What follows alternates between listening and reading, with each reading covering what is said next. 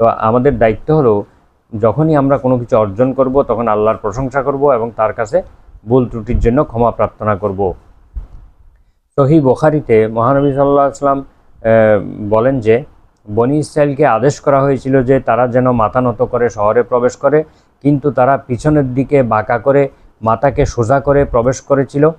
তাদেরকে বলা হয়েছিল তোমরা হিত্তাতুন বলো, অর্থাৎ আমরা ক্ষমা প্রার্থী, আমাদের ভুল ত্রুটি মাফ করে দিন, এই কথা বলো। কিন্তু তারা এই আদেশকে অগ্রাহ্য করলো এবং তারা বলল হাব্বাতুন ফি শাআরাতিন, অর্থাৎ জবের মধ্যে দানা রয়েছে। এইভাবে তারা এই ঔদ্ধত্যপূর্ণ অবাধ্যতামূলক এই শব্দটি তারা প্রকাশ করেছিল, মুখ দিয়ে বলেছিল।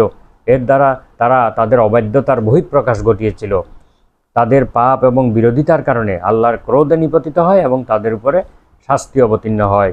একটি মারফু হাদিসে মহানবী সাল্লাল্লাহু আলাইহি ওয়াসাল্লাম বলেছেন যে আন আয়েশা রাদিয়াল্লাহু আনহা ক্বালাত সাআলতু রাসূলুল্লাহ সাল্লাল্লাহু আলাইহি ওয়াসাল্লাম আনিত তাউন।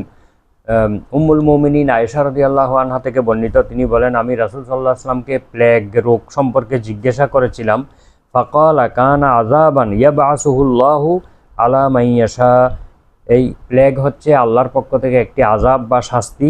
এটা আল্লাহ যাকে ইচ্ছা তাকে তার উপরে এটা নাজিল করেন। যেই জাতির উপরে ইচ্ছা সেই জাতির উপরে এই প্লেগ রোগ নাজিল করেন, এগুলো প্রেরণ করেন। ফাজাআলাহুল্লাহু রহমাতান লিল মুমিনিন। আর এই প্লেগ রোগকে আল্লাহ তাআলা মুমিনদের জন্য রহমত হিসেবে নাজিল করেন। অর্থাৎ মুমিনরা যদি এই রোগে আক্রান্ত হয় তাহলে তারা শহীদের মর্যাদা পাবে এবং তাদের গুনাহ মাফ হয়ে যাবে।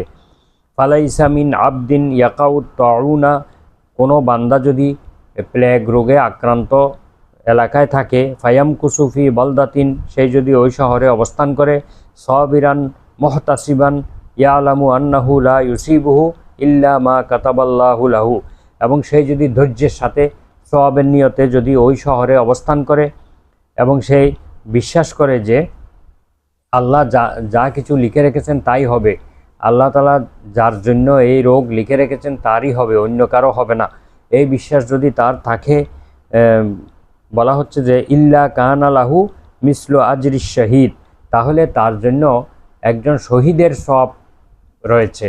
একজন আল্লাহর পথে শহীদ হওয়া ব্যক্তি যে সওয়াবের অধিকারী হবে, যে মর্যাদার অধিকারী হবে, এই প্লেগ রোগে আক্রান্ত মোমেন ব্যক্তিও সেই রকম সে মর্যাদার অধিকারী হবে এবং সেই পুরস্কারের অধিকারী হবে।